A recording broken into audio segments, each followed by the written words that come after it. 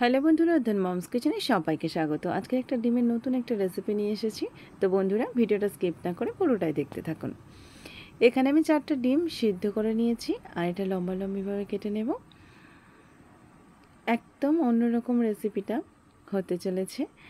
আর ডিমের ঝাল কিংবা ঝোল রেসিপি থেকে একটু অন্যরকম করে আজকে দেখাবো আপনাদের। তো চলুন, আমি এইভাবেই কেটে নিয়েছি সব কটা ডিম। এবার আমি একটা বাটিতে কয়েক টুকরো কাজু বাদাম, 2 চামচ পোস্ত, 1 চামচ সাদা সর্ষে আর 1 চামচ লাল সর্ষে নিয়ে নিলাম আর 3টে কাঁচা লঙ্কা। একদম ঘরোয়া কয়েকটা উপকরণ দিয়ে আজকের বানাবো এইরকম দুর্দান্ত স্বাদের ডিমের একটা নতুন রেসিপি। তো চলুন, এর মধ্যে আমি লবণ আর গোলমরিচ দিয়ে দেব।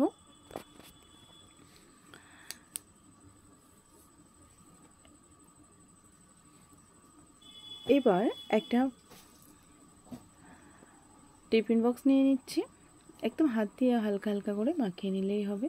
টিফিন বক্স নিয়ে নিচ্ছি আর দুটো আমি মাঝারি ধরনের পেঁয়াজ কুচে রেখে দিয়েছিলাম, একদম ছোট্ট ছোট্ট ছোট্ট করে কেটে রেখে দিয়েছিলাম, সেগুলো দিয়ে দিলাম। আর দেব 1.5 চামচ আদা বাটা,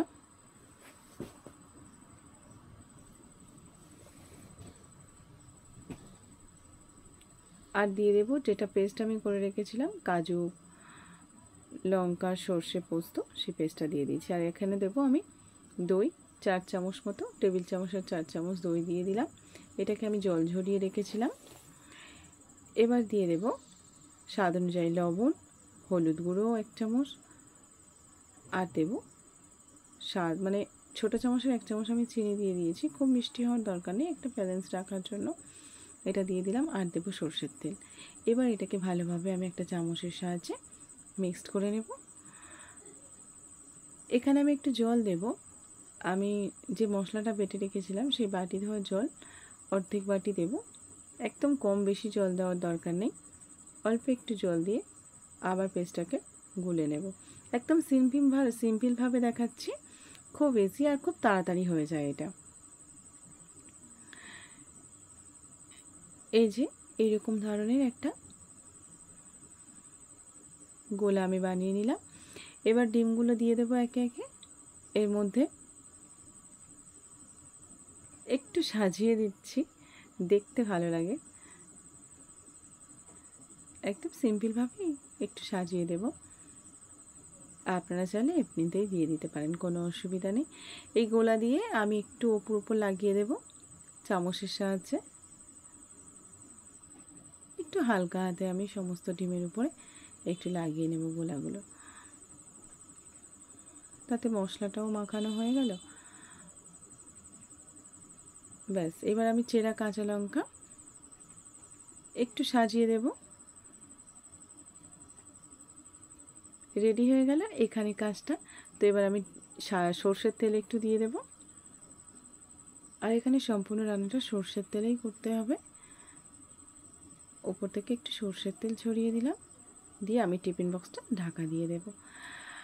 এবার আমি এটা ভাপে বসিয়ে দেব। কড়াই গরম হয়ে গেলে একটু জল দিয়ে দেবো, আর জলটা গরম হলেই তারপরে আমি টিফিন বক্সটা বসাবো। একদম সিম্পলি রান্নাটা, কিন্তু স্বাদে দুর্দান্ত।